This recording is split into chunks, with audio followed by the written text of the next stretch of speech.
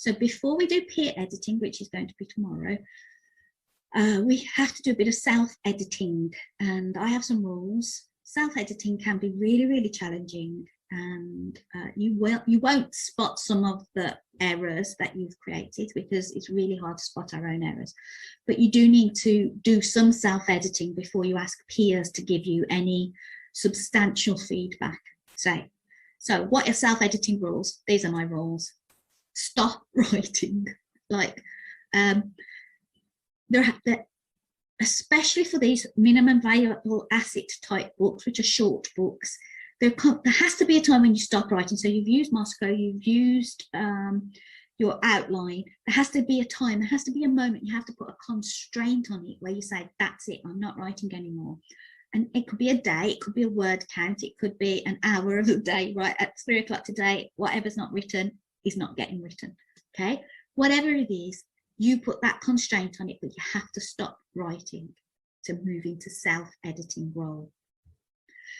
Writing and editing have very different heads. Imagine the Wurzel Gummidge heads. You know, you take off the writing head and you're putting on the self-editing head.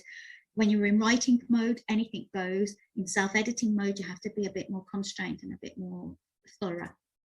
Okay, biggest suggestion is if you've been writing on your normal screen, then you need to get the written stuff into a different format, whatever that different format is, on a different device if you want to stay digital, something different. I suggest printing it out, but that like uses up lots of trees. So you could make a PDF and then see what you've written on a different device, put it on your pad, put it on someone else's device, but see it, try and look at it through different eyes. It's like putting on different glasses.